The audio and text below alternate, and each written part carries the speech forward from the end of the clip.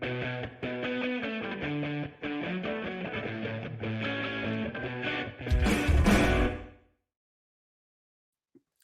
¿qué tal? Bienvenidos a un episodio más de Tangente Podcast. Ya estamos por acá trayéndoles, como siempre, pues el análisis de la situación que atraviesa Guatemala. Creo que es una situación muy delicada y hoy les voy a presentar a mis dos invitados de hoy. Ya está por aquí Vaclav Masek y Edgar Gutiérrez. ¿Cómo están? Súper bien. Yo estrenándome en Tangente no había tenido la oportunidad de... Bienvenidos. Vaclav había estado en el electoral, creo yo, ¿verdad, Vaclav? Sí, noche inolvidable, la verdad. Yo soy Sí. aficionado del podcast y muy feliz de poder estar aquí con Edgar también. Gracias, gracias por conectarse y vamos a hablar un poco, hoy sí el tema es completamente coyuntural, ¿verdad? Vamos a hablar de qué está pasando en el país, tratar de darle alguna explicación a lo que estamos viendo y ojalá perfilar algunas salidas, ¿verdad? Pero antes de eso, quiero contarles de nuestro primer patrocinador, que es Editorial Piedra Santa. Piedra Santa tiene un gran catálogo de libros al que ustedes pueden acceder. Solo tienen que ir a las tiendas que están en zona 10 y dos en zona 1 para poder pues ver todo ese catálogo de libros. Tienen muchos libros sobre historia de Guatemala, muchos libros sobre historia reciente de Guatemala, que son muy interesantes, así que pueden irlos a comprar y se pueden pedir en línea también, que esa es otra gran ventaja. Lo pueden pedir a través de redes sociales o a través de la página web de Piedra Santa. Así que por favor visiten Piedra Santa para poder pues acceder a todo ese catálogo de libros que tienen, particularmente los libros sobre Guatemala, aunque no son los únicos. Pero bueno, arranquemos, mucha. Quería empezar tratando de entender esta situación que estamos viviendo. Yo creo que hay mucha desinformación en el ambiente y eso responde a muchas cosas. Primero, a que hay grupos, digamos, convencidos de cierta idea de que hubo anomalías o fraude en las elecciones, ¿verdad? Y eso los lleva, digamos, hacia una dirección. Luego hay un aparato de desinformación funcionando, creo yo, en parte desde lo que está haciendo el Ministerio Público, que digamos, de por sí sus comunicados o sus mensajes hacia la prensa, pues son parte de ese aparato de desinformación. Y también hay otro aparato de desinformación clandestino o digamos, apócrifo, ¿verdad? Que funciona, pues sacando información de los casos a través de net centers y demás, circulan información por redes sociales, tienen páginas web y otro tipo de mensajes, pero tal vez, si quieren, hagamos un recuento de esas cosas que nos llevaron a la situación en la que estamos hoy. No sé quién quiere arrancar, si Edgar o Vaclav. Dale, Dale, Edmond. Edgar. Dale, dale, Edgar. Bueno, es como muy difícil empezar, pues como con cualquier análisis social, es muy difícil darle como una fecha de inicio a cualquier serie de eventos que estamos viviendo, ¿no? Pero un buen contexto, como general, alguien diría que esto empieza en 2015, alguien diría que esto empieza en 2007, cuando se instauró la CICIG. Alguien diría que esto empieza con la cancelación del partido Semilla, ¿no? Eh, o con las elecciones, o bueno, hay diferentes, digamos, puntos de partida. Pero yo creo que el buen denominador común que nos ayuda a entender estas manifestaciones, este paro, en comparación con otro tipo de manifestaciones sociales que ha tenido Guatemala, es que está en un contexto de autoritarismo competitivo, ¿no? Está en un contexto donde la democracia se le fue arrebotada a la gente y ellos están ahora intentando recuperarla, ¿no? Entonces, ¿cuándo empieza este arrebato de la democracia? Pues bueno, eh, yo diría durante todo el gobierno de Yamatei han habido acciones sistemáticas para menoscabar la independencia de poderes, para menoscabar la fortaleza institucional, para menoscabar un montón de preceptos que nosotros consideramos democráticos. ¿Para qué? Para concentrar más poder y sobrevivir más tiempo en el poder, ¿no? Y hay diferentes formas que uno puede tomar para que resulte en una forma política no democrática. Una de ellas es la dictadura, ¿no? La dictadura personalista. Yamatei podría estar queriendo reelegirse, pero eso no es lo que quiere, ¿no? También podría querer estar eh, manteniendo específicamente a su partido para que se repita muchas veces. Mm, no sé si exactamente ese es el caso, pero por ahí va, ¿no? Y el punto es que este caso en particular, la forma no democrática que vemos es la de instaurar un régimen donde los competidores no tienen chances de ganar, ¿sí? Eso es suficiente para clasificar el régimen como no democrático. Entonces, esto empieza, para mí, en el proceso electoral, durante las inscripciones. Sistemáticamente se cancelan opositores, particularmente los opositores que no pertenecen a la coalición dominante, ¿ya? Entonces, no necesariamente tiene que ser un opositor que tiene la probabilidad de ganar, sino que tiene la probabilidad de ganar y amenaza mis intereses, ¿no? Entonces, un Carlos Pineda, un Roberto Arzú, un Telma Cabrera, que digamos que de alguna forma no nos sorprendieron que ocurriera eso, ¿no? Suri Ríos, Sandra Torres tenían oportunidad de ganar en contra de Manuel Conde, pero a ellas no hay que cancelarlas porque con ellas se puede trabajar, ¿no? Es parte del arrangement no democrático. Pues bueno, en ese contexto, particularmente los bloqueos vienen de acumuladas estas causas un poco más lejanas, ¿no? Años de falta de representación democrática, años de falta de poder recibir servicios del Estado. Y más próximamente, de la sensación de que le están robando su voto. Porque, ¿qué pasa? Durante las elecciones, entonces yo cancelo a los opositores que me antagonizan y que me pueden ganar, pero no me doy cuenta de que este otro que me antagonizaba me puede ganar. Entonces viene y me gana, ¿no? Entonces, yo tengo que armar cualquier excusa para poder desaparecerlo de la escena política y termina en la cancelación, ¿no? Pero la cancelación implica muchas cosas. Implica el saqueo de las cajas, implica el lenguaje leguleyo que está detrás de todas estas resoluciones, implica el aliarse con otras instituciones del Estado para por diferentes frentes atacar esto, ¿no? Entonces, yo lo resumiría con que esto empieza en el momento que cancelan la semilla, porque ese es el momento en el que la gente, ojo, la gente afuera de la capital, ¿no? Que lo Ujú. más sorprendente es que es gente que nunca ha gozado de ningún beneficio en democracia. Em, Identifica que se le está robando su voto, que se le quiere menoscabar su capacidad de elegir, que es básicamente lo único que tenemos todos de gratis en una democracia. Por otras cosas hay que luchar. Se puede luchar libremente por ellas, ¿no? Pero esta es la única que se nos da por ser guatemaltecos. Claro. Y Em, entonces, yo creo que de ahí viene, de la sensación de que yo estoy perdiendo mi sistema político, Ujú. quiero recuperarlo. A mí tal vez me gustaría hacer una revisión desde la sociología, porque me parece que lo que menciona Edgar es ideal, especialmente desde la ciencia política, que describe la tipología del autoritarismo competitivo. Yo sí veo una relación bastante íntima con lo que pasó en el 2015, por ejemplo. Yo creo que hoy estamos viendo las movilizaciones ciudadanas más grandes de la última década. Me Mm, atrevo a decir que, especialmente por el hecho que menciona Edgar, que surgió en comunidades rurales y que escuchan el llamado de los 48 cantones, un liderazgo como a partida, ¿verdad? Afuera, dentro de ese entramado de sistema de partidos políticos, creo que estamos frente a un hito en la historia de los movimientos sociales en Guatemala.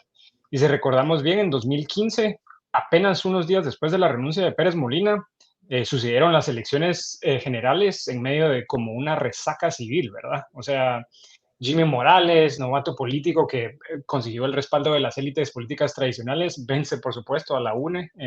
Aquí hace la futura presidenta de Guatemala, como dijeron en una entrevista en este podcast. Y después de esas históricas protestas contra la corrupción, quedó esa desilusión que la oferta electoral alimentó ese entendimiento que hasta tal vez 2019 realmente íbamos a poder tener ese cambio, ¿verdad?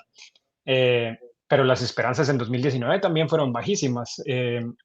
Yo creo que el régimen de Yamatei, como bien lo menciona Edgar también, va a ser recordado como una serie de proyectos de construcción de Estado muy mal manejados y obstaculizados desde la pandemia, pero también como el que provocó el peor deterioro de Estado de Derecho desde el regreso a la democracia en 1985.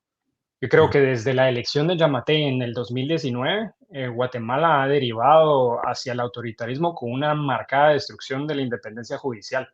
Y todo esto lo hemos visto a través de la criminalización de fiscales anticorrupción durante los últimos 4 años, como el Centro Internacional para Periodistas ha registrado creo que más de 750 ataques contra el periodismo independiente durante estos últimos 4 años. Eh, Verse cómo hay personas cuyo trabajo los obliga a irse al exilio, mientras que hay otros que están encarcelados injustamente con causas penales completamente falsas e inventadas. Y esas campañas de acoso e intimidación fueron como la información que las personas a la hora de ver esta extrema judicialización electoral, especialmente cuando se trata de cancelar al partido que va a ganar, que ganó y que va a asumir en enero, pues alimentan esa ira, ¿verdad? Entonces, no solo es esa captura institucional del sistema de justicia, sino el cambio del sistema político, ¿verdad? O sea, no volvemos a ser una democracia, sino un autoritarismo competitivo. Ahora ya regreso a la ciencia política, donde solo las personas que no incomoden y que no vayan a rock the boat, como dicen aquí en Estados Unidos, ¿verdad? A mover mucho aquí el mantel sobre la mesa, son las que dejamos competir. Ahora, ambos hablaron de 2015, ¿verdad? Como otro punto en el que vimos un levantamiento ciudadano importante, pero hay una duda que surge en redes sociales que he visto de algunos actores legítimos que se preguntan por qué se ve tan diferente el movimiento social que se levantó en 2015 y que protestó al movimiento social que se ve hoy. O sea, ¿por qué lo vemos tan diferente? ¿Por qué los métodos son distintos? No sé si ustedes quisieran dar alguna explicación sobre el tema. Edgar, si quieres arrancamos. Sí, a ver, yo no soy experto en movimientos sociales, pero puedo hacer un intento como desde la ciencia política para un poco dilucidar, pero la explicación sociológica la tendrá mejor, va claro. Eh, yo veo que la diferencia, primero es en los actores, yo creo que es la diferencia más grande. Los actores que inician las manifestaciones de 2015 son actores urbanos, primordialmente de la capital, ¿no? En términos económicos serían los taxpayers, ¿sí? Ujú, O, digamos, la gente que sostiene fiscalmente el Estado.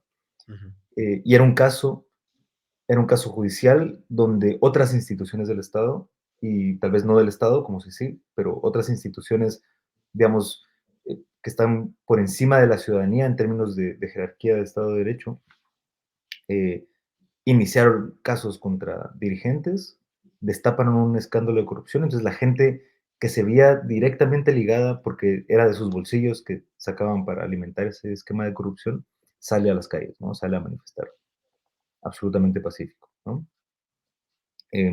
Que yo creo que es uno de los puntos de comparación que hacen con 2015, que sí. 2015 era pacífico y que las de ahora mucha gente las considera, si no como violentas, al menos como coercitivas, ¿no? Entonces, primero eso, los actores que están involucrados. En 2015, centros urbanos, clases medias urbanas, y algunas instituciones del Estado que antagonizaban al poder de turno, ¿sí? Había un rompimiento adentro del Estado. Y Ujú, ahora en 2023, la diferencia es que quien inicia las manifestaciones no son los centros urbanos, son centros rurales, ¿no? Y no son como los taxpayers tradicionales, ujú, sino que son personas que más bien no tienen que ver con el sistema fiscal, en su mayoría, muy probablemente, ¿no? Y con eso me refiero a, eh, con esto no quiero decir que no sea gente que, o sea, que sea gente que no paga impuestos, sino que es gente que no percibe beneficios del Estado directamente, ¿no? ujú, Entonces, y que bueno, históricamente nunca lo ha hecho. Entonces es como muy fuerte entender por qué alguien que no tiene una apuesta en la administración estatal, como son los 48 cantones de Totonicapán, tienen su propia forma política básicamente de organizarse, están saliendo en defensa del orden político, digamos, que ellos mismos, digamos, no participan en, porque no se les incluye, ¿no? ujú, Entonces, inician centros rurales, luego se les une la capital, ¿no? En 2015 inicia la capital, luego se les unen centros rurales. Em, y esa es una gran diferencia, ¿no? Porque quien inicia marca la pauta Y esto está asociado como a psicología colectiva, esto está asociado a formas tradicionales de manifestar, esto está asociado como al tipo de consignas que se buscan, tipo de objetivos. Eh, por ejemplo, tradicionalmente, 2015 Guatemala fue una de muchas manifestaciones a nivel mundial que destapaban, entre comillas, casos de corrupción, afuera, digo yo, en Guate, no entre comillas, casos de corrupción. Eh, pero vimos en todo el mundo muchas manifestaciones que usaban la democracia como para decir, nosotros no queremos esto. Pero muy difícilmente sabían las manifestaciones cuadrar qué era lo que sí querían, ¿no? Y eso lo vimos un poco en 2015. No queremos a los corruptos. Entonces, cuando renuncian, bueno, ¿ahora qué queremos? Y entonces las manifestaciones divergieron en muchos lugares. No, que queremos reformar la ley electoral, no que reformar al sistema de justicia, no que tal cosa, ¿no? Esta vez se parece la consigna mucho a 2015 en el sentido de que queremos también una renuncia, ¿no? Y también va en torno a la idea de corrupción. Queremos una renuncia, pero eh, lo que queremos es reconstruir específicamente el sistema judicial para que se pueda procesar y tramitar la corrupción como se debe. Ahora, la mayor diferencia que veo es que 2015 es un caso de manifestación social para pedir algo adentro del sistema democrático, Ujú, ¿no? Es una democracia que de repente tuvo un problema dentro y los ciudadanos se organizaron para intentar corregirlo. ujú. Yo creo que las manifestaciones de hoy están más en un contexto de transición democrática. Por eso da al principio el contexto de autoritarismo competitivo. Porque si estamos en un autoritarismo competitivo y dentro de ese sistema la gente lo está queriendo desmantelar para construir democracia, es otro tipo completamente de organización social. Al menos en términos de lo que implica para el régimen político, ¿no? Y eso en cierta forma te explica por qué es más fuerte, o sea, por qué, digamos, se toman otras medidas de hecho, por qué, digamos, se percibe como un movimiento, eh, no quiero usar la palabra radical, pero digamos más, con más fuerza o que se expresa de una forma más fuerte que en 2015. En 2015 era más tener números, ponerse en un lugar en la plaza, digamos, donde no se molesta demasiado a otras personas y luego manifestar en fines de semana, ¿verdad? Que esa fue un poco la dinámica, varias semanas, fines de semana, hasta que fue el gran paro nacional, que digamos que sí fue algo más grande. Baclav, ¿vos qué diferencias ves entre un movimiento y otro, además de lo que decía Edgar, ¿verdad? Porque está claro que la composición de dónde vienen las personas que están manifestando cambia bastante. Las formas cambian, pero ¿qué elementos te han llamado la atención después ya de una semana de manifestaciones y bloqueos en diferentes puntos de la ciudad, del país, perdón? Yo utilizaría títulos un poquito más como de libros de texto. Me parecería que el 2015 fue el movimiento anticorrupción y el 2023 es el movimiento en favor de la democracia, pro democracia. Ujú, Esa es la gran diferencia. Creo que Edgar lo explica muy bien desde la política, ¿verdad? O sea, teníamos un problema sistémico que podía ser mejorado con una reforma, ¿verdad? Y aparte de eso, creo que teníamos al MP jugando a favor nuestro, teníamos a la CICIG también, que era un ente internacional reconocido, que a pesar de que en Guatemala todavía su reputación está en muchísima duda, a nivel internacional es visto como un experimento bastante exitoso pues la galvanización de entes sociales de múltiples clases, pero mayoritariamente urbanos, fueron los que nutrieron esos fines de semana, ¿verdad? En la plaza. Ahora creo que es completamente diferente. Yo creo que tal vez esa consigna anticorrupción fue la que hizo que Semilla se viera como la opción viable dentro de las elecciones y como resonara en ese ardor por remover esa clase política corrupta que tantos han logrado identificar como un pacto entre personas de élites económicas y políticas y exmilitares y aparatos de inteligencia que todavía son vestigios dentro de la administración pública, ¿verdad? O sea, hoy estamos frente a un proceso que del 2023, hace 8 años, se ha ido recrudeciendo muchísimo ese tipo de organización social tan espontánea.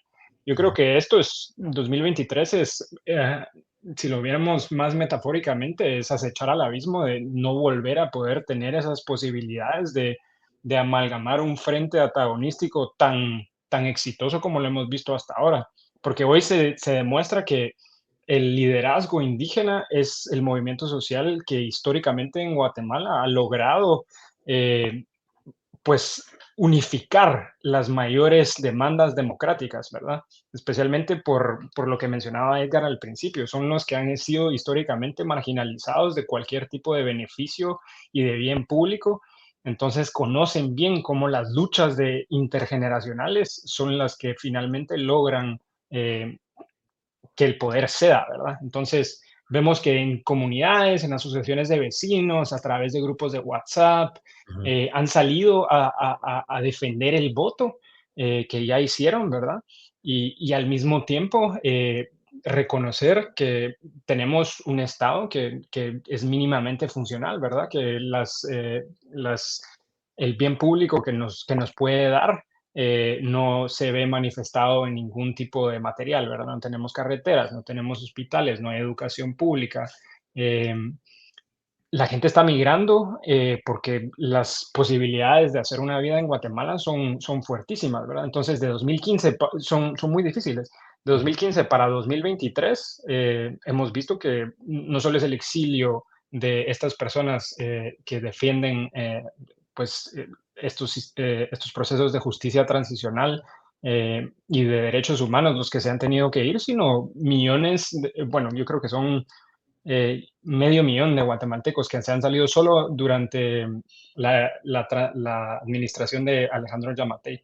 Entonces, hemos llegado al punto de inflexión en donde está bastante claro cuál es el objetivo de la administración de Yamatei, ¿verdad? Que es no dejar que la oposición, como ayer salió en su comunicado, designando a Arévalo como el culpable de todo este tipo de incidentes, no dejarlos a ellos, pues, tomar posesión, ya que se ven pues intimidados de cualquier tipo de cambio que pueda significar remover el status quo.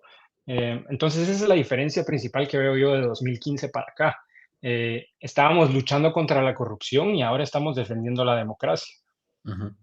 Yo eso le querría agregar, Ujú. este, dentro de ese esquema que a mí me parece maravilloso para resumir eh, las diferencias. Hay formas alternativas de verlo, ¿no? Pero aquí aquí hay un asunto súper importante. Si en 2015 no, no ganaba la ciudadanía, no pasaban mucho, no pasaba nada. Ujú. Si Otto Pérez Molina y Roxana Elite no hubieran renunciado, a efectos prácticos, digamos, el sistema político guatemalteco hubiera permanecido igual. Ujú. Ahorita la diferencia es que si la ciudadanía no gana, perdemos la democracia por completo. Ujú. Porque muy probablemente si no gana la ciudadanía, si no se logran las consignas que buscan, que es básicamente defender la integridad del voto y luchar contra gente que lo quiere amedrentar el voto, entonces perdemos la capacidad de volver a poder decirle que no al poder, Ujú. porque eso solo se puede hacer en democracia. Si algo no nos gusta del sistema político, solo en democracia se puede cambiar. En autoritarismo no. En En ese sentido, autoritarismo te va a costar tu vida. estamos en un punto de inflexión mucho más importante que 2015. 2015 era, digamos, un proceso que aparte que era un proceso que iniciaba, porque ese fue casi de los casos más importantes y los primeros casos importantes de la CICIG en esa fase de la CICIG. Y como decís, si Otto Pérez Molina y Roxana Leti hubieran terminado su periodo, pues de todas formas hubiéramos tenido elecciones, hubiéramos tenido un cambio de poder, aunque claro, ellos tenían un plan, digamos, de continuidad del partido como tal, pero no usando necesariamente métodos antidemocráticos, sino más bien utilizando clientelismo y la estructura del partido y el ventajismo, digamos, que les podía dar ser el partido en el poder. Claro, Antes y de pasar, electoralmente ya les hubiera hecho el daño que, o sea, claro, saca el escándalo y ellos pueden aferrarse al poder y no pasa nada, pero luego en las urnas la gente recuerda y les dice, miren, ustedes nos acaban de ver la cara de tontos, no voy a votar por ustedes, ¿no? hubieran sido Pero castigados. ahorita ya De hecho, pasó así eso. fue. Que de hecho, así Ya fue le porque dijimos al poder, miren, no queremos, o sea, no nos vamos a dejar ver la cara de tontos, vamos a votar por la opción que nos hubiera gustado tener en 2015, que representa esa consigna que nos enervó a todos desde 2015. y que así fue Y porque ahora, el Partido Patriota compitió y, digamos, perdió estrepitosamente, ¿verdad? Y perdió. Eh, Antes de pasar a la siguiente pregunta, quería contarles de nuestro otro patrocinador, que es Parismart. No sé si cuando ustedes ahorita no están en Guatemala, pero cuando están en Guate y de repente salen, los invitan a tomarse un par de copas por ahí, un par nada más, un par de cervezas, pues antes de tomarse la primera, como una media hora antes, se pueden tomar una pastilla de Parismart, que lo pueden ver aquí en la pantalla, a ver si señalo bien. Pues eso es un protector hepático que ayuda a aliviar, a prevenir, mejor dicho, los síntomas de la comúnmente conocida goma, ¿verdad? O resaca. Y es bueno porque, digamos, se les protege y evita que uno amanezca al día siguiente un poco inservible, ¿verdad? Así que es bueno cuando van a tomarse un par de cervezas o un par de vinos, pues tomar un Parismat, lo pueden encontrar en todos los Super 24 del país, y también en farmacias. Así que es relativamente barato, vale 10 quetzales cada pastilla y bueno, no es para tomarlo mucho porque tampoco todos los días tomamos, pero cuando sea, pues ahí está Parismat para poder pasar ese momento malo. Así que bueno, quería tal vez entrar en la parte de analizar un poco a los actores importantes de pues de esta crisis que estamos viviendo. Hay muchos y son distintos, ¿verdad? Y han surgido, creo que algunos nuevos, pero no sé si quieren, vamos haciendo ahí una lista de actores y tal vez tratando de caracterizarlos un poco según sus posturas, y qué responsabilidad tienen. Entonces, no sé quién quiere arrancar. Edgar, si quieres arrancar, o si quieres Baclava, arrancamos porque Edgar terminó la pregunta anterior. ¿Quién es el actor más importante aquí? ¿O quiénes son los actores más importantes y en qué posturas están, en qué postura los vemos?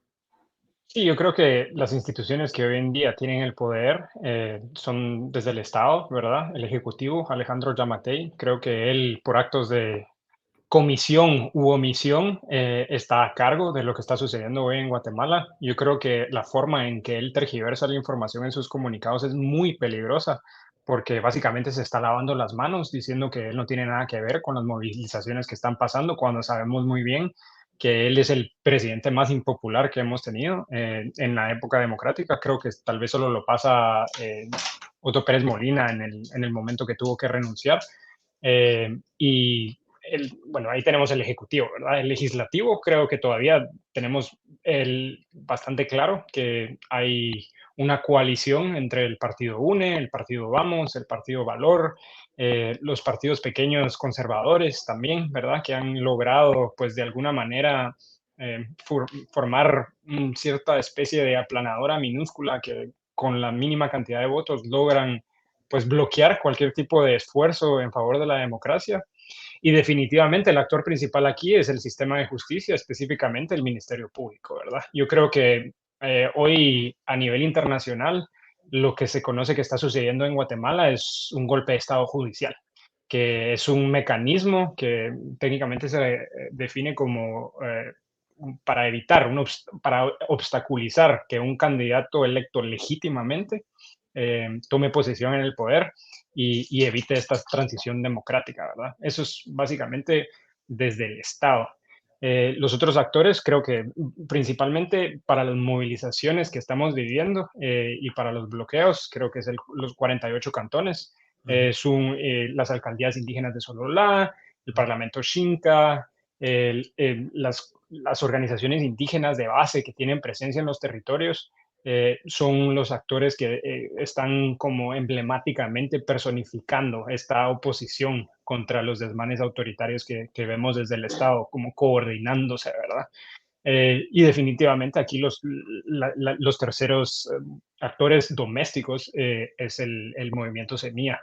Yo creo que desde que Bernardo Arévalo y Karin Herrera ganaron la presidencia el pasado agosto, la Fiscalía de Consuelo Porras activó una maquinaria represiva contra ellos dos, ¿verdad? ujú. Entonces, ese binomio, que fue la gran sorpresa de la contienda en primera y en segunda vuelta, que surge de 2015, ¿verdad? De esas movilizaciones que son anticorrupción, eh, ha hecho esta lucha para desarticular todo este entramado de redes ilícitas y criminales que han lucrado de la administración pública como su oferta de campaña electoral más exitosa. Y por eso es que ese discurso político que desafía esa manera de hacer política tradicional es lo que vieron desde los tres organismos del Estado como pues una posible pues vía, un proceso que pudiera llegar a ellos, que terminara pues quitándolos del poder y pues lo que hoy vemos también es esa coordinación desde los tres poderes para procurarse impunidad, en dado caso que pues este intento de golpe de Estado judicial no sea exitoso. Porque los otros actores que no son domésticos sino internacionales es la comunidad, ¿verdad? O sea, Estados Unidos, la Unión Europea, el Reino Unido, los países nórdicos, la La OEA. OEA, Ujú. que todos han salido a condenar esta extrema judicialización. Yo creo que Guatemala otra vez está volviendo una paria internacional.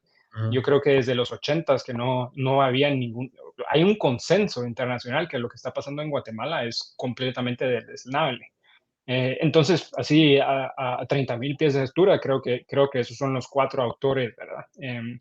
La sociedad civil básicamente creo que está tratando de ser eh, pues partidaria en su mayoría en favor de estos movimientos democráticos, ¿verdad? Para defender el voto, pero al mismo tiempo creo que hay personas que pues tendrán sus fundamentos para creer que efectivamente hubo fraude y que esto tiene que ser perseguido penalmente, ¿verdad?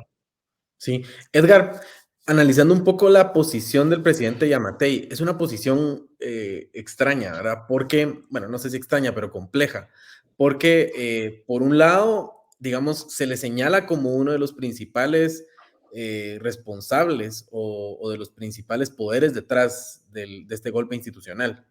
Eh, pero esto es, digamos, basado en información que no necesariamente está a la vista de todos, ¿verdad? Y eso le permite a él, en cierta forma, esconder esta realidad que se ha señalado en muchos espacios. Entonces, él, digamos, si está frente a Luis Almagro de la OEA, él dice, yo voy a entregar el poder, ¿verdad? Y aquí voy y hacemos un show, un proceso de transición.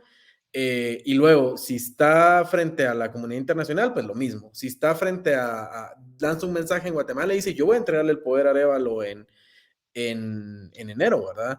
Eh, pero por otro lado también dice, bueno, pero los casos no son responsabilidad mía, eso tiene que seguir.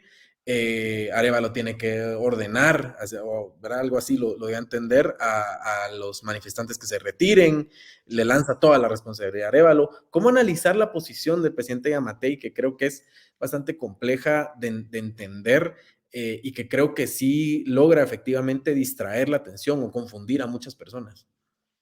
Claro, se me hace súper pertinente la pregunta porque yo creo que le atina justo al epicentro de la polarización que estamos viviendo en Guatemala, ¿no? De la gente que está a favor o en contra de los bloqueos, donde el encuadre está en puedo no salir de mi casa versus puedo no votar dentro de 4 años, ¿no? Porque no creo que muchos tengan claro que lo que significa montar los bloqueos, lo que significa manifestar, es proteger la democracia. Ese vínculo no es obvio para muchas personas, ¿no? Entonces, un poco por eso estamos acá, como para desempacar lo que eso significa, y la clave de ese desempaque está en las intenciones del presidente Yamatei, ¿no? Entonces, yo la forma en la que cuando he platicado con amigos que no se dedican a las ciencias sociales y que me preguntan, mira, o sea, ¿cómo así? ¿Qué está pasando, no?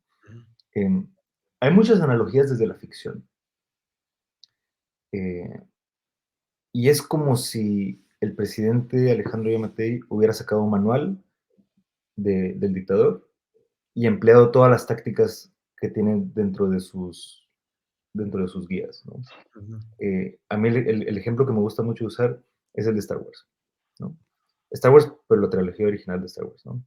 Y el episodio 3 también. Por supuesto que tiene que ser la original. Sí, tiene que ser, tiene que ser. No puede ser Eh, la última.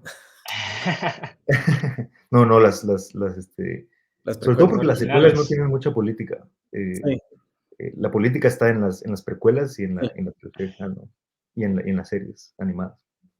Pero bueno, esto es como si el emperador Palpatine hubiera escrito un manual de, bueno, cómo hacer un golpe de Estado bien hecho, ¿no? Y luego de hacer el golpe de Estado, cómo yo gobernar de manera que la gente crea que yo estoy de su lado. Ujú. la mayoría de las veces. La cantidad suficiente de veces como para que no me antagonicen todos, ¿no? Mm, Y la estrategia va un poco así. Primero, tengo que deshacerme de mis opositores, ¿no? Check, en las elecciones. ujú, Le faltó uno, que era el más importante. ¿Por qué el más importante? Porque es el que ganó, ¿no? Entonces, le faltó uno, ahora tiene que acomodar la estrategia hacia prevenir que este actor tome posesión, ¿no? Y el asunto es que el punto el rol del presidente en este momento, que es muy diferente al del MP, porque el del MP sí es de hacer un ataque frontal y eso es mucho más fácil de identificar, ¿no? Yo las entrevistas que he visto que le hacen a la gente en la calle, es como, mira, ¿y por qué está aquí? Ah, no, porque quiero que Consuelo Porras renuncie. Y de repente no muy conocen a Curuchiche. ujú, Yo creo que Orellana lo conocerá al menos, pero a Porras yo creo que sí la tienen como bien ubicada. Y es como el MP está haciendo algo que atenta contra nuestra libertad, contra particularmente mi sufragio, ¿no? ujú, Y luego esa batalla la tiene que lidiar el MP, no lo puede hacer nadie más, porque el MP es el que tiene las herramientas para darle la vuelta a este asunto desde el punto de vista legal. ujú, Em, y luego el presidente, ¿qué es lo que tiene que hacer? El presidente lo que tiene que hacer es emplear tácticas como dictatoriales de por, por no tener mejor palabra a disposición, pero como encubiertas, ¿no? ujú, Y esto es básicamente hacer una guerra de información. ujú, Hay información que todo el mundo conoce y yo lo que voy a hacer es separarla en pedazos. Voy a como agarrar lo que ustedes saben, voy a omitir lo que ustedes no saben que no saben ujú, y solo voy a dejar eso en el cajón y eso lo voy a hacer como a un lado, ¿no? Lo voy a hacer por mi cuenta. Entonces voy a jugar con lo que no saben y con lo que saben. Entonces, ustedes saben que hay bloqueos. Lo que no saben es que los bloqueos fueron organizados por Arevalo. Entonces ujú, yo lo pongo ahí y lo dejo, ¿no? Pero ustedes no saben que no saben que yo tengo mucha capacidad para detener los bloqueos porque yo puedo responder de fondo a las consignas ciudadanas, ¿no? ujú, Entonces, esa guerra de información es lo más importante que tiene que hacer un dictador. Y ojo, ni siquiera tiene que construir una narrativa nueva. No tiene que armar legitimidad desde cero para legitimarse a él o al MP. O sea, si se dan cuenta, la estrategia de comunicación no es voy a crear una narrativa paralela. Lo que voy ujú, a hacer es solo destruir pequeños pedazos de la otra narrativa, de ujú, manera que ni siquiera que la gente se desmonte o que la gente la antagonice, solo que se paralice. ujú, Y esa estrategia de desinformación para paralizar es lo que ha sido muy exitoso en otros países para avanzar el autoritarismo, ¿no? Entonces, el punto es, como para el buzzword, desinformar para paralizar. ujú, Entonces yo a ti te doy pedazos de información que a mí me convienen para que tú no hagas nada. Yo no quiero que tú vayas con mi policía y ataques a los ciudadanos, porque entonces eso es problemático, ¿no? es muy Tampoco obvio. quiero que tú vayas a presentar amparos al MP. Yo no quiero, él no está invitando a la acción a la Ujú, ciudadanía que puede estar de su lado de alguna forma. Él solo quiere que la gente que podría alimentar más los bloqueos se quede quieta. ujú. Si yo fuera él, yo estaría haciendo eso. Y eso es exactamente como lo que Y estamos tal viendo. vez ahí hablar de el actor relevante que no se ha mencionado hasta la fecha. Bueno, creo que Baclav, vos lo decías algo de eso, aunque no dijiste el nombre, digamos, pero el sector privado o digamos las fuerzas de alguna forma conservadoras del país que hasta la fecha creo que están en esa posición media, o sea, en esa posición como de sí quiero que haya transición de poder, eh, las investigaciones del MP deben continuar, y luego el presidente Yamatei me está dando una cara y yo más o menos me la creo, ¿verdad? Pareciera que me la creo, o al menos públicamente digo que me la creo. Él dice que va a haber transición de poder, entonces va a haber transición de poder, ¿verdad? ¿Por qué Ujú. nos estamos alarmando si él dice que va a haber transición de poder? ¿Cómo identificar eso? Porque es bien difícil como ciudadanos entender esta complejidad, estas narrativas complejas que nos venden y que, como bien decía Edgar, es a propósito, ¿verdad? Todo esto está diseñado de alguna forma para que funcione así. A veces pega, a veces no pega, ¿verdad? Que eso también, digamos, las narrativas a veces no pegan, pero en este caso pareciera que sí. Y lo que hay es confusión. O sea, lo que se ha generado es confusión. Vos ves tus chats, digamos, familiares, ves tus chats de amigos del colegio, y cada quien tiene una opinión distinta, y efectivamente se logra confundir, pero ¿cómo entenderlo? O cómo ayudar a entender? Yo creo que históricamente el sector privado organizado ha sido parte de la coalición dominante en Guatemala, ¿verdad? Desde la transición democrática y desde antes. Ahora yo creo que lo que hay es un poco más de atomización, ¿verdad? No está tan claro que todas las gremiales estén a favor del golpe.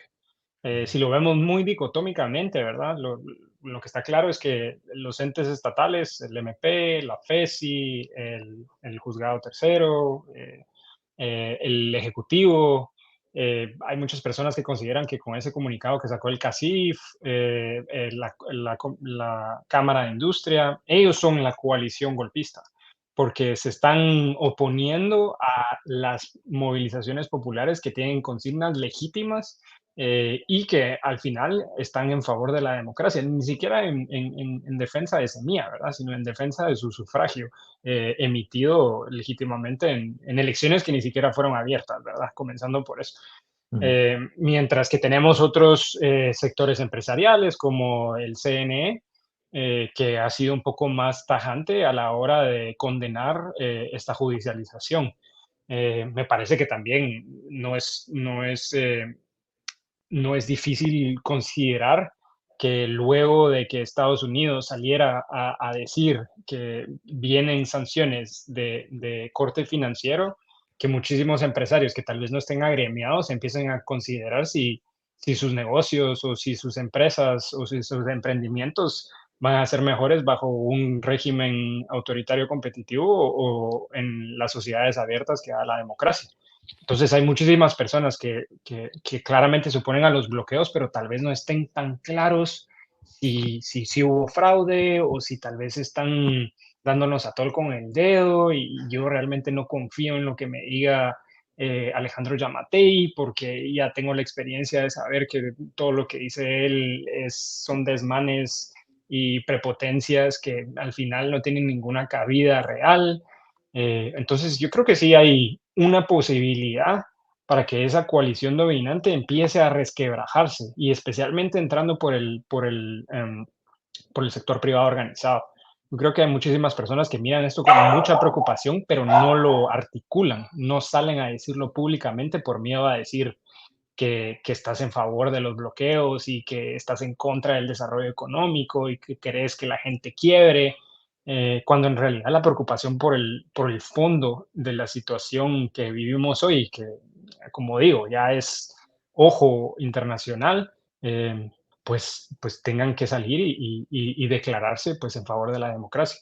¿Y qué podría provocar eso? Digamos, ¿qué errores podría cometer la alianza dominante que empujaría a que el sector privado diga, bueno, se acabó y vamos? Porque eso pasó en 2015, ¿verdad? En 2015 todos recordamos que uno de los sectores, obviamente, más conservadores y con más temor a salir a pedir la renuncia de Otto Pérez Molina fue el sector privado, hasta que finalmente, literalmente, la manifestación pasó debajo del edificio y dijeron, bueno, ya, ¿verdad? O sea, la población lo está pidiendo, esto es insostenible, hay que salir a pedir la renuncia y salen, ¿verdad? ¿Qué podría provocar eso en esta ocasión en donde las posiciones no están tan claras, ¿verdad? Y en donde hay una posición que podría considerarse institucional, ojo a las comillas que estoy haciendo, de seguir a lo mejor apoyando a Consuelo Porras, decir, bueno, es que el MP es independiente, tiene que seguir investigando, tiene que seguir aquí, a pesar de las ilegalidades cometidas, pero digamos, se mantienen en esa narrativa y de repente aguanta, ¿verdad? O creen que puede aguantar un tiempo más, por lo menos. Pero ¿qué podría voltearla? Yo creo que un set de acciones muy claro que voltearía al sector privado tradicional sería la represión, ¿no? Si el gobierno empezara a reprimir a los manifestantes, particularmente bajo, bajo el cuadro que vimos particularmente ayer, ¿no? Que se acercaban antimotines para desmoronar, pero los ciudadanos decían, ¿saben qué? Entonces platicamos, no sé qué, bueno, si quiere me quito, no hagamos problema, como que colaboremos. Y entonces cuando la ciudadanía no te está incitando a actuar de forma violenta y tú aún así lo haces, que no fue el caso ayer. Entonces ayer los antimotines decían, bueno, entonces, bueno, quítense, y se quitaban, y los antimotines luego se iban, y pues se volvían a armar, No hay ¿no? nada que hacer, Súper, ajá. Claro, súper, y puedes súper, jugar ese juego todo el día. Me quito, me pongo aquí, cuando se van, pues regreso. Y sí. jugas ese juego. O en lugar de eso manejo muy lento, ¿sí? Claro. No puedo estar parado, ¿sí? Entonces, son formas que no incitan a la violencia de parte del Estado. Si el Estado empezara a reprimir, yo creo que el sector privado organizado tradicional tendría más razones para alejarse. Pero yo incluso creo que es mala idea esperar hasta entonces, ¿no? Yo creo que hay que sentarse antes con el sector privado organizado e intentar convencerle de que la salida de esta crisis no es hablando con la ciudadanía, con los 48 cantones, con las actividades indígenas, con la sociedad civil capitalina, está demasiado descentralizado. O sea, no van a, o sea, y el Estado, da la situación guatemalteca, el Estado no es lo suficientemente fuerte para mandar policías a todos lados. O sea, eh, no hay suficientes policías, no hay suficiente capacidad estatal como para ir a enfrentar eso. Entonces, eso no se va a poder hacer. Entonces, tienen que caer en cuenta que la pelota está no en la cancha de la ciudadanía, la pelota está en la cancha de Yamatei y de Consuelo Porras. Y si el CACIF ve eso, por ejemplo, entonces yo creo que puede perfectamente más alinearse con la propugna de la transición democrática, a costa de que, bueno, hay estrategias de comunicación para hacerlo sin parecer que no les importa el desarrollo económico, ¿no? Pero A mí bueno. también me parece que una de las salidas para que abiertamente el sector privado organizado tradicional y emergente, pues abiertamente condenen estas acciones de golpe de Estado judicial, sería que el MP presente un caso mal armado, que no hayan evidencias contundentes de fraude, que los juristas de reconocido nombre a nivel nacional salgan y digan, esto es un mamarracho, o sea, esto no se lo compra nadie, ni siquiera por choca, pues, o sea, yo creo que sí existe la posibilidad de que se disparen en el pie desde el golpismo, ¿no? O sea, que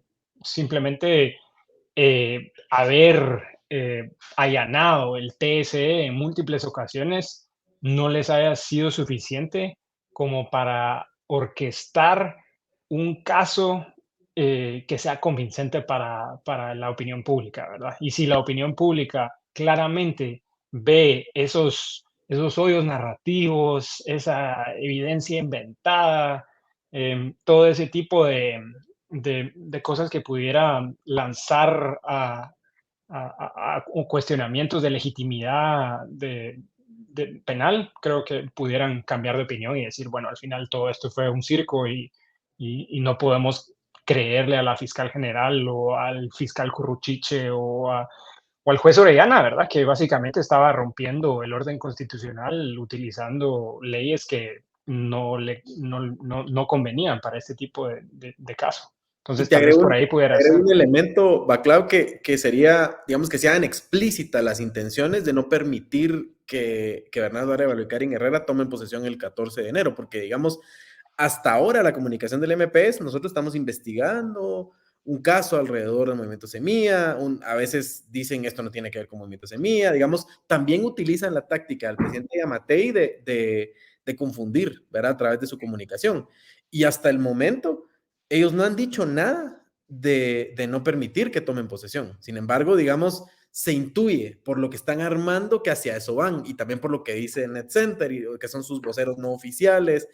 Pero digamos, la comunicación oficial del MPS, nosotros solo estamos investigando, ¿verdad? Y no estamos investigando a Bernardo Arévalo, no va por ahí la cosa, ¿verdad? Pero pues sabemos que eso es así, ¿verdad? Que esa es la intención final, pero por eso también nos cuesta ver un poco cuál es el fin de esto y hacia eso voy. Pero antes de preguntarles esto, quería contarles de nuestro tercer y último patrocinador del día, que es Chemic. Chemic es la librería más grande del mundo, dicen. En realidad, lo que es una página guatemalteca que es como un espejo de Amazon, ¿verdad? Que te permite traer cualquier cantidad de libros a Guatemala a través de visitar chemic.com, que es como pueden ver aquí en la pantalla, las dos con K.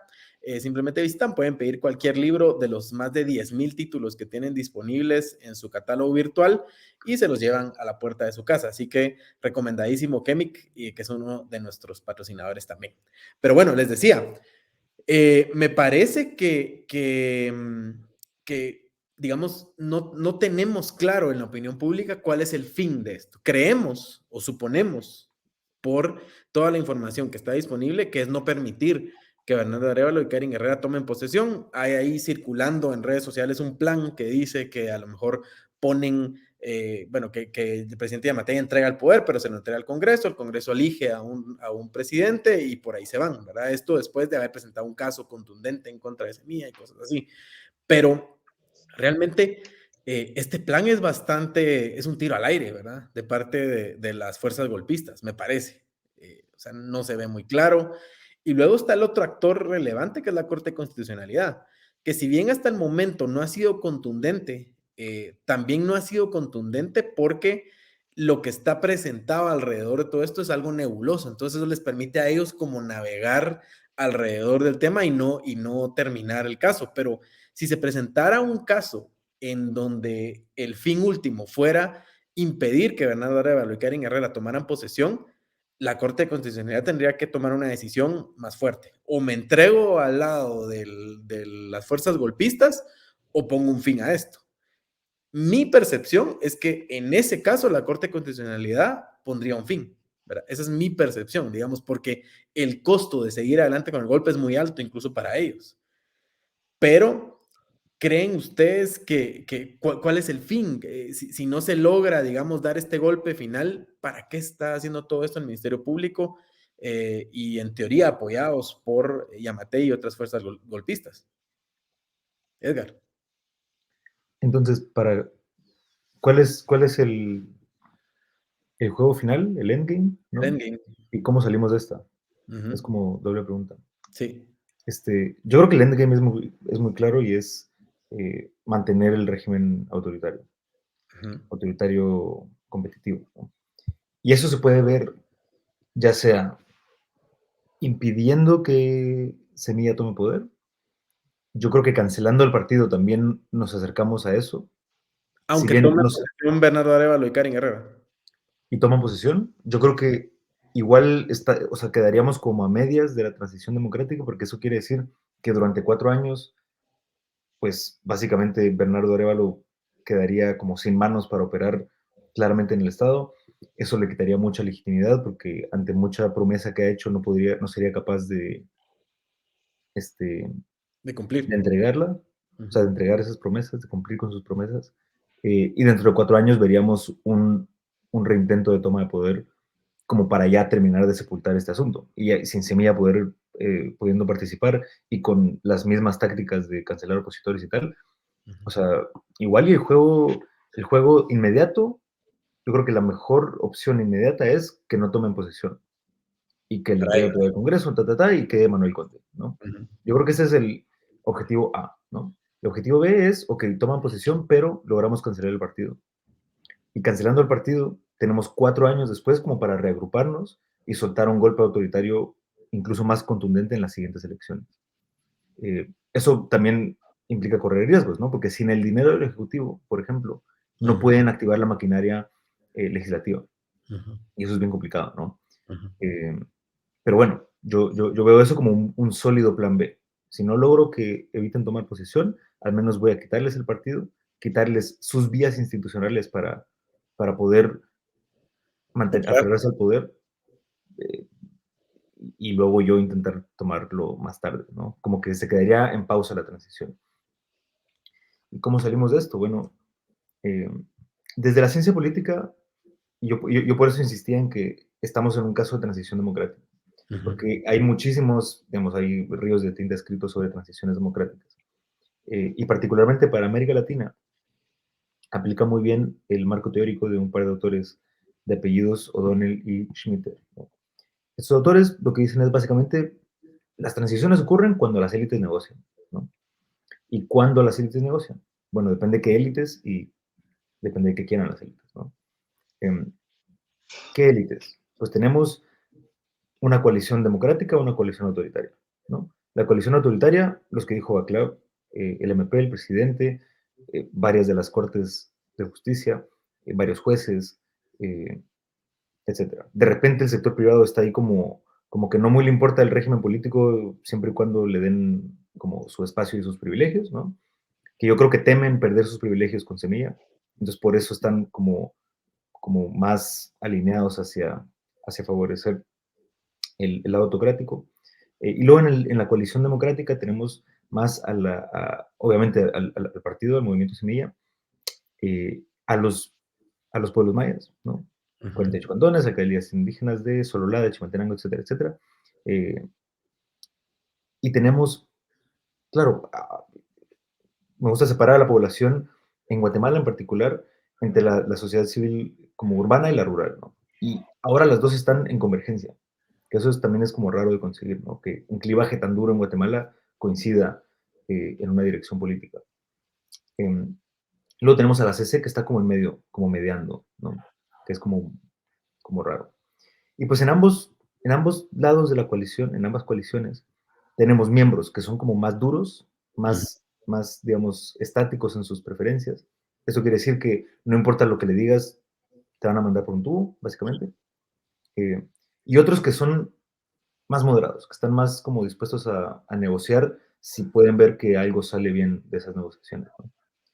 ¿Cuál es el punto? Que la coalición democrática sea más grande y más poderosa que la coalición autocrática, ¿no? Esto es cierto para la política en general. La política se resume en cómo nos vamos a organizar para repartir bienes públicos. Y hay miles de formas de hacerlo, ¿no? Y tradicionalmente nos habíamos peleado con las armas para averiguar quién lo hacía. La democracia es un tremendo invento, porque entonces te quita a un lado las armas y te resuelve de forma pacífica quién va a estar a cargo del poder. Y lo hace como avisándote cómo saldría un conflicto, ¿no? Una elección es, bueno, si fuéramos a llegar a un conflicto, quién tiene más tropas en su ejército, básicamente? Y entonces, por eso es que tradicionalmente aceptamos los resultados del opositor, ¿no? Porque si él tiene más votos, quiere decir que, dado un conflicto, pues él me ganaría, entonces yo mejor me echo para atrás. Esta es la forma más primitiva, burda, de ver la democracia, ¿no? Entenderla. Yo creo que ambas coaliciones creen que pueden ganar. La autocrática porque genuinamente creen que hubo fraude, entonces no puede ser que tanta gente esté apoyando a estos cuando yo he utilizado toda la maquinaria estatal para garantizarme a mí el poder. Entonces yo creo que yo tengo suficiente y estos también creen que tienen suficiente, ¿no? Los otros, los democráticos. Pero hay gente que está en medio, ¿no? Yo creo que ahí está el CACIF. El CACIF hay que convencerle que es parte de la coalición autocrática ahorita, hay que convencerle de que se salga de esa coalición, se meta a la coalición democrática y entonces reconfigure completamente la repartición de poder y terminen por vencer a la coalición autocrática. ¿Cómo se hace eso? Es básicamente CACIF. Les juramos, o sea, nuestras garantías son, no les vamos a quitar privilegios durante bueno, por decir algo, no tiene por qué ser esto, pero esto sería como lo más convincente, ¿no? Y luego a los más duros de la coalición autocrática, darles una forma de salida. Esta gente no quiere soltar el hueso, o sea, quiere seguir con las investigaciones, quieren todo esto que quieren, porque temen que bajo un gobierno alternativo terminen presos, ¿no? Perseguidos. Entonces, hay que darles algún tipo de salida, y la salida puede ser literalmente física, salida del país. O sea, que mire, vayas a Panamá, yo le pago el retiro el resto de su vida, Consuelo Porras y Yamatei, y Curruchiche tal vez, y no vuelvan a pisar Guatemala, pero ya, dejen de estar molestando. Ese son el tipo de salidas, ese son el tipo de negociaciones que nos muestra la literatura a la que han llegado acuerdos ciertos países para transicionar a la democracia. ¿Tú Bien quieres interesante, hacer más grande la coalición democrática? bien interesante, Edgar, porque todos pierden un poco, ¿verdad? En esas negociaciones, y esa es un poco la idea. Claro, hablemos de negociaciones, porque, digamos, aquí un poco todos están tirando la chibolita de quién es parte de ese grupo negociador, ¿verdad? Va a venir la OEA a hacer un proceso de mediación. El presidente Arévalo dice perdón, el presidente Yamatei dice que se siente el presidente Arévalo negociar con él, conmigo, dice prácticamente, ¿verdad? Arévalo dice, no, yo no soy parte, digamos, activa de esto porque los cantones y las autoridades indígenas son un actor que tiene vida propia y yo no los controlo, lo cual es cierto, ¿verdad? Pero Yamatei le dice, usted los convocó, ¿verdad? Entonces estamos como en esa disputa. Luego están los cantones y las autoridades indígenas y demás grupos manifestantes que si bien hay algunas cabezas visibles, tampoco están completamente articulados. O sea, hay grupos por todo lado. Digamos, el grupo que vimos ayer actuando en la Betania es un grupo que tiene vida propia, que actúa por sí solo y que no se va a sentar a una mesa de negociación, ¿verdad? Porque ¿quién es ese grupo? ¿Verdad? Es un grupo de vecinos del lugar. Entonces, ¿cómo desenmarañamos esta telaraña de actores, de que se señalan con el dedo? ¿Cómo hacemos operativo eso que decía Edgar, de decirles, bueno, usted esto, usted esto, usted esto, y seguimos adelante, ahora con la democracia en el país?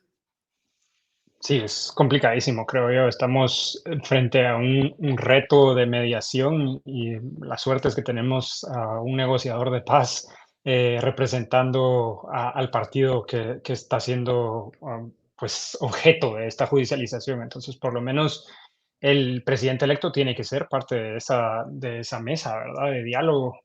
Y yo estoy de acuerdo con él cuando dice que tiene que haber presencia de los 48 cantones porque ellos son las personas que han estado dando este movimiento. Me parece que tal vez la OEA va a tratar de excluirlos debido a que este tipo de negociación pueden ser solo dentro de dos partes.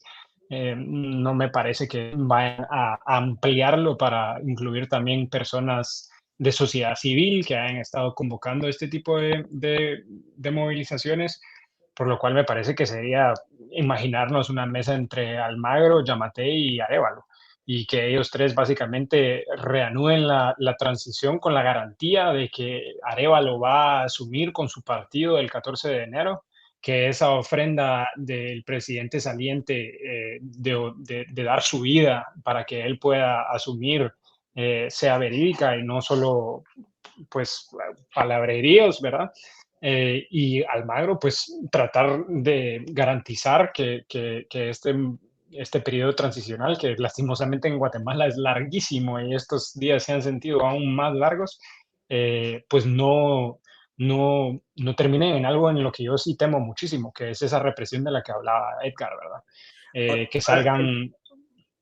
Sí, perdón que decime. te interrumpa.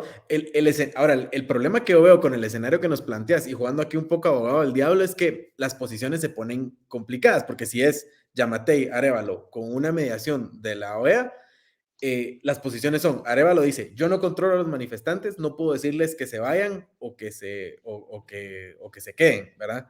Yamatei dice, yo no controlo al MP, entonces no puedo decirle que pare las investigaciones o que sigan, ¿verdad? Y digamos, ambas posturas tienen un poco de verdad, ¿verdad? Y creo que la de Arévalo tiene más verdad porque Arévalo realmente no controla a los manifestantes, ¿verdad? O sea, las manifestaciones tienen vida propia, son organizaciones que tienen una tradición de participación política muy, muy larga y él no los controla, ¿verdad? Claro, están apoyándolo a él en cierta forma y a la democracia, ¿verdad? Pero no los controla. Y ya Matei, digamos, legalmente, formalmente, no controla el Ministerio Público, ¿verdad? Aunque, digamos, tenemos, no sé, si digamos decirlo de esa forma, pero tenemos información de que Matei obviamente es parte del movimiento golpista y que algo de comunicación habrá y que también, digamos, algo de eso él está empujándolo, ¿verdad? O todo está empujándolo, ¿verdad? Algo de eso sabemos. Pero obviamente, pues aquí estamos hablando desde el punto de vista un poco especulativo, la información que está por ahí. Ahora, y entonces en esa formalidad, digamos, que pondrían las dos partes sobre la mesa, la situación no se resuelve, porque no está el Ministerio Público formalmente representado, y no sé si podría estarlo, y no están los manifestantes tampoco formalmente representados, y tampoco sé si podrían estarlo. Entonces, de nuevo, no sé qué piensan, Edgar, no sé si querés ahí participar en eso también, porque es una situación bien compleja. Sí, yo creo que, o sea, yo entiendo y analizo la política bajo una lógica donde las leyes no gobiernan, gobiernan las personas. Ujú, Entonces, en una mesa de negociación, ¿quién tiene que estar? No quien dice la ley que tenga que estar. ujú, Está quien tiene poder político. ¿Y quién tiene poder político? Pues no quien diga la ley que tiene poder político, sino quien realmente sostiene poder político, ¿no? y sus aliados y la forma en la que pueden influenciarse entre ellos, ¿no? Entonces es cierto, hay una división formal entre Yamatei y Consuelo Porras, porque formalmente Yamatei no puede despedir a Consuelo Porras de su puesto, ¿no? Pero sabemos que las relaciones de poder son mucho más complejas que eso.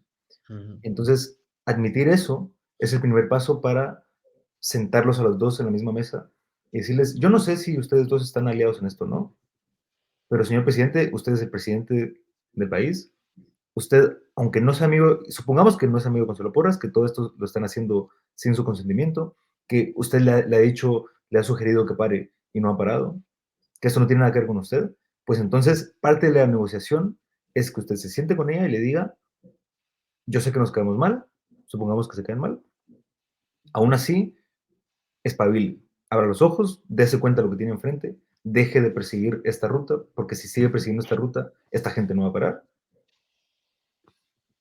No, es que mire, es que si renuncio van a ir por mí, van a ir por mi cabeza. Es como, ok, entonces ese es uno de los stakes, esa es una de las necesidades que tienen las partes. Y de eso se trata la negociación. Yo me imagino a Consuelo Porras sentada en la mesa, porque tiene que estar sentada en la mesa, aunque la OEA no solo negocie con cabezas de Estado y no negocie con instancias específicas del Estado, pues no me importa. O sea, en esa mesa tiene que estar la gente que está sosteniendo el poder político. Y en este caso es un juez séptimo, es una fiscal general y un fiscal de la FESI, es un presidente electo y es algunos líderes de algunas manifestaciones, ¿no? Identificar a los actores más relevantes, sentarlos y decirles, miren, ejerzan el poder que ustedes tienen, ya sea porque el pueblo se lo dio a Arévalo, ya sea porque, eh, bueno, literalmente usted es la cabeza del Ejecutivo, entonces es la persona con más poder del país, y porque usted dirige las investigaciones del sistema judicial. Y porque otro está literalmente bloqueando, no sé, está haciendo lo que incomoda al poder y a un montón de gente ahorita. Entonces ustedes se sientan y platican. Y dentro de este esquema, tanto Yamatei tiene que asumir una posición de liderazgo, porque es que al final eso es gobernar, ¿no? Gobernar no es, bueno, este problema yo no puedo hacerlo porque no tengo poder ahí, pues eso no es liderazgo, ¿no? El liderazgo se trata de dar la milla extra y de tratar de influir a la otra gente con tus capacidades de oratoria, de convencimiento, de negociación. O sea, nada te exime de poder ejercer estas herramientas, incluso en gente con la que la ley te separa, como un fiscal general. Y Arévalo, es cierto que no le dijo a la gente, miren, bloqueen. Y es parcialmente cierto que les dijo, miren, salgan a defender la democracia, ¿no? Pero también sabemos que si Arévalo ejerce un tipo de liderazgo muy específico, que es el de, ok, voy a hacerme, yo sé que ustedes no lo están haciendo por mí, pero yo me voy a hacer cargo, yo me voy a hacer responsable de esto. Y entonces voy a entrar a la mesa con esa capacidad, con la capacidad de, bueno, yo soy un presidente muy popular, esta no es la forma específica que yo elegí ejercer mi poder, pero es la que me tocó administrar. Entonces voy a yo representar este sector de la población que no está peleando por mí, está peleando por la democracia, pero yo soy su canal, ¿no? Yo soy su voz. Entonces voy a asumir ese rol. Pero eso es un compromiso que tienen que hacer los dos. Tienen que los dos asumir roles que hasta la fecha han negado y que en realidad no son roles que tengan, ¿no? Claro, son roles que les cayeron y que tienen que asumirlos o que se los buscaron en el caso del presidente Yamatei, ¿verdad? Claro. Vaclav, ¿quién convoca entonces? Te tengo dos preguntas a vos. ¿Quién convoca? Que eso, digamos, sí sería la OEA, pero la OEA tiene esa capacidad de identificar a esos actores y sentarlos ahí. O puede ser el presidente Arévalo quien convoque. Diga, miren, sentémonos estos actores en la mesa. No sé cómo lo ves. Sí, yo creo que, bueno, esperando a que mañana la Corte de Constitucionalidad vaya a resolver y que tal vez nos pueda otorgar una salida institucional devolviéndole pues, al TSE esa autonomía conferida por la Constitución, dando esas acciones inconstitucionales del MP, pues me parece que él sí pudiera, pues yo creo que mañana va a ser un día crucial, ¿verdad? O sea, si mañana vemos que la CC sale a decir que está todo bien, que tienen que continuar las cosas como están, Arevalo pudiera aprovechar el hecho que la OEA está haciendo visitas hoy en Guatemala, que participó ayer en la sesión, que condenó el golpe y al mismo tiempo condenó el vandalismo, pues apropiarse de este momento histórico y decir que efectivamente esta coalición pro democracia, él la representa, no la lidera por el momento, pero que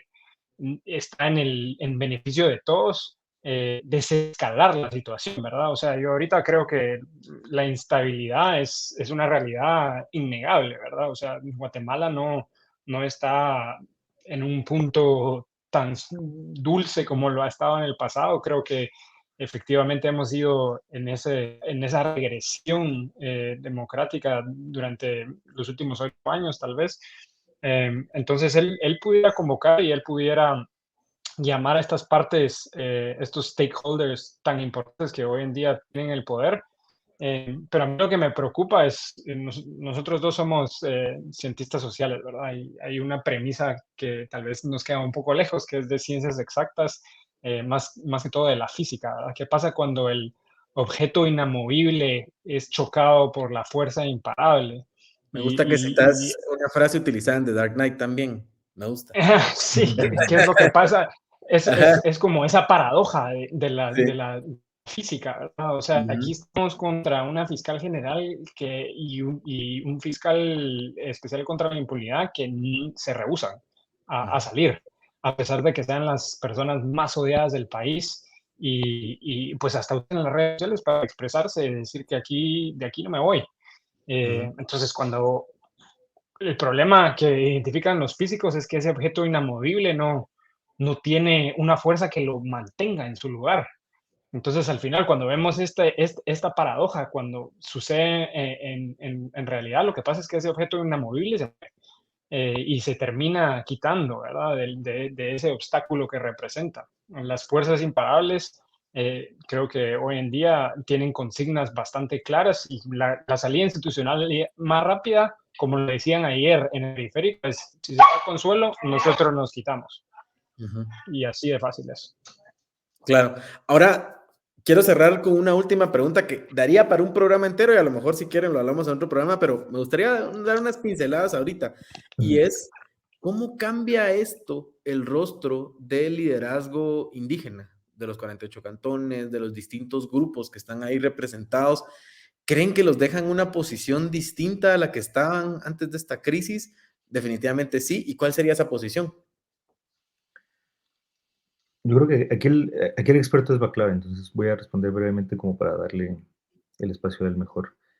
Em, la forma en la que a mí me gusta pensarlo es que es un sector de la población que nunca ha recibido beneficios de la democracia, no tiene por qué luchar por esto, Ujú, y aún así lo está haciendo. Y esto nos dice, bueno, a mí en particular me dice una cosa, y es que si lo está haciendo es porque valora, muy probablemente valora lo que pueda venir en el futuro. ¿Sí?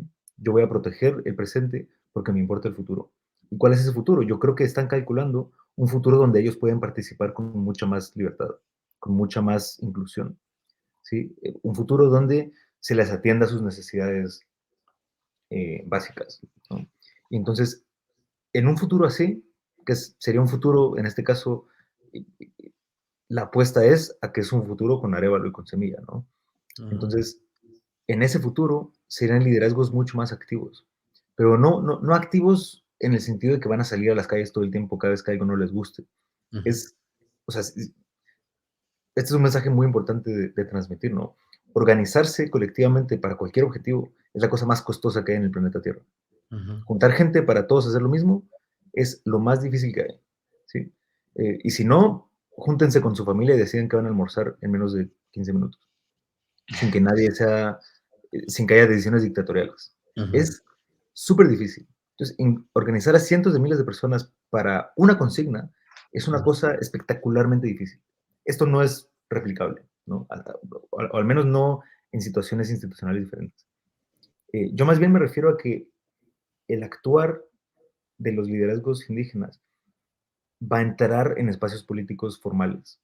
ujú, ¿Y eso qué va a implicar? Va a implicar que con nuevas órdenes de preferencias adentro del sistema político, muy probablemente el Estado tenga que ver más allá de la capital para gobernar. Y vaya a tener que extender servicios hacia adentro del país y vaya a tener que empezar a escuchar demandas ciudadanas que tradicionalmente no ha escuchado y que probablemente no le gusta escuchar al Estado. Y eso puede ser, o sea, y ahí va a ser muy importante el rol de liderazgo que tenga Arévalo como presidente, ¿no? Cómo mediar la inclusión de un grupo históricamente excluido de manera que el grupo históricamente privilegiado no se le vuelque encima. Porque puede, o sea, no tiene por qué haber choques ahí naturales, pero puedo ver a alguien que diga que sí. Entonces va a ser muy importante gestionar desde un liderazgo muy mediador, muy inclusivo, muy unificador, la capacidad para jugar con sectores de la población históricamente excluidos. Va clave. Y a la pregunta que les hice, le agrego, se está destapando aquí una Guatemala distinta, nueva, no nueva, pues, pero digamos que no tenía este nivel de exposición. Y lo digo con cosas, veamos algunos ejemplos. Por ejemplo, ayer veíamos un video de unos influencers que entiendo están ubicados en el área de, no sé si de Totonicapán, pero digamos que están ubicados, pero ya no son influencers de la capital, que En el tienen, altiplano. Sí. en el altiplano, sí, que tienen un alcance mucho mayor que muchos llamados influencers que están por acá, 1.5 millones de seguidores, y los vemos ese liderazgo, porque además sí ejercen realmente una función de influencia, ¿verdad? Y de liderazgo. La gente los ve, le gusta, digamos, el contenido que generan y demás. Estamos viendo algo distinto, está cambiando el rostro del país, ¿lo identificas tan así o cómo explicamos este fenómeno social? Sí, o sea, yo creo que desde que comenzó el paro nacional, que ahora se le llama indefinido, ¿verdad? Guatemala es un país diferente, es una sociedad completamente abierta a un diálogo multisectorial que no se vivía, creo que desde de la negociación de los acuerdos de paz, que también eso es otro tema para hablar en otra ocasión, ya que los resultados no han sido los deseados, pero ya el hecho de poder pensar en que el liderazgo indígena va a poder descentralizar esa administración pública que siempre ha sido en base a lo que sucede en la capital y que proveer servicios públicos ha sido alrededor del área metropolitana. Creo que estamos llegando, y especialmente que el cambio demográfico en el país y la forma en que se ha urbanizado el interior también implica que tengamos acceso a estas redes de comunicación con alcance global. La correlación de poder está cambiando. Y creo que la forma en que se institucionalicen estos movimientos sociales históricos, ¿verdad? Que yo creo, como lo mencioné al principio de esta conversación, creo que el movimiento indígena maya en Guatemala es el más importante, el que tenemos en términos de resultados, de resistencia, de legado, especialmente en cuestiones en favor de la democracia. Sin ellos no creo que tuviéramos un,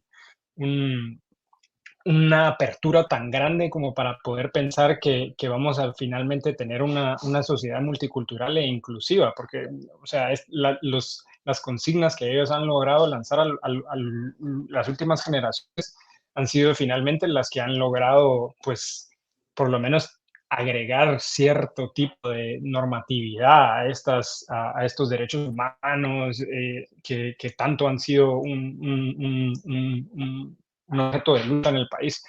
Guatemala está cambiando y el liderazgo lo han tomado los pueblos indígenas. Creo que esto es indudable. Creo que un hecho que nos hace reafirmar que esto es una realidad es esta coordinación como interinstitucional que existen dentro de las mismas comunidades, ¿verdad? O sea, Cantón tiene una forma de liderazgo que rota, lo vimos también durante el paro, cómo ellos también cambiaban el personal, se autogestiona todo, el autocuidado. Yo creo que es una forma de organización social y de acción colectiva que tiene ese legado ancestral, pero que al mismo tiempo es eminentemente democrático. Y si en Guatemala queremos tener una democracia representativa, es imposible pensar que la mayoría de la población no va a tener un rol predominante dentro de la forma en que vamos a hacer políticas públicas en el futuro. Si hipotéticamente consideramos que, imaginemos que este conflicto en el que encontramos hoy, con los bloqueos de casi 130 lugares a nivel nacional, se logra resolver por la vía institucional y entra Arévalo como presidente en un partido existente, creo que va a tener que casi que cogobernar con los pueblos indígenas, ¿verdad? O sea, estas promesas que hizo durante la campaña de básicamente, pues darles un rol más predominante en temas de negociación e incluirlos en esa mesa donde históricamente han sido marginalizados, tiene que convertirse en una realidad y especialmente si no sucede, creo que va a ser un gran fracaso. No solo por el hecho de que fue una promesa de campaña, sino por lo que estamos viendo hoy. No pudiéramos estar hablando de un ejemplo a nivel mundial en defensa de la democracia que está sucediendo en Guatemala si no es por el liderazgo indígena. Básicamente, Arévalo tiene hoy una deuda enorme con los movimientos indígenas representados en las movilizaciones de estos últimos días, ¿verdad? Y eso es un reto gigantesco, porque, como bien ha dicho Edgar ya en repetidas ocasiones ahorita, es una población olvidada que no ha recibido mayores beneficios de parte del aparato del Estado. No tiene servicios públicos básicos, el desarrollo no ha llegado a esos lugares, entonces ahí hay un trabajo enorme que hacer y es una deuda que se tiene como nación, pero que hoy Movimiento Semilla la adquiere, ¿verdad? De cara a los próximos 4 años. Así que, bueno, por ahí los dejo entonces y gracias por haber estado en Tangente hoy. La verdad que bien interesante el análisis, me gustó mucho y a ver si lo repetimos más adelante para ver cómo caminó pues, la situación política y qué vemos, ¿verdad? Que creo que sí, eso van a ser tiempos emocionantes de aquí al 14 de enero. Así que gracias, mucha. Muchas gracias por la invitación. Bueno, A y con ustedes, ustedes, pues, bueno, y con ustedes, gracias por ver otro episodio más de Tangente. Nos vemos mañana con más contenido y por favor denle like, suscríbanse porque eso nos ayuda con los algoritmos. La verdad que estamos contentos con los resultados que hemos tenido con Tangente últimamente, así que volvemos con más. Adiós.